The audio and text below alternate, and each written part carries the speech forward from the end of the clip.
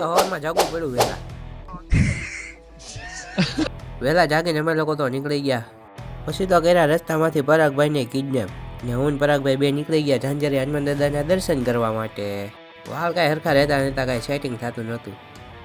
હવારના પોરમાં ઠંડી દટલી કે વાત પૂછો કે બધા જેકેટ પહેરીને ડૂબા હતા.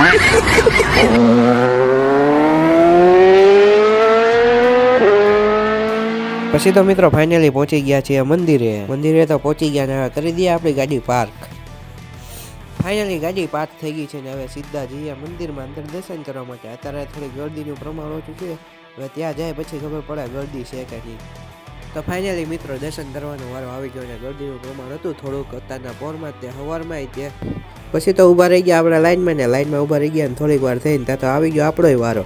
પછી કરી લીધા હનુમાન દાદાને શાંતિથી દર્શન મસ્ત એવા. મેં તો દર્શન કરી લીધું, તમે પણ દર્શન કરી લો. જય હનુમાન દાદા. હનુમાન દાદાના દર્શન થઈ ગયા પછી બજરંગદાસ બાપાના દર્શન કરી લીધા. પછી તો કરી લીધા મહાદેવના દર્શન. બધે દર્શન એવું થઈ ગયું ને પછી તો આવી ગયો આપણે પ્રસાદી કાઢવાનો વારો. પ્રસાદીને એવું બધું ખાઈને થોડીક વાર બેઠીને અમે નીકળી ગયા પાછા હવે ઘર તરફ.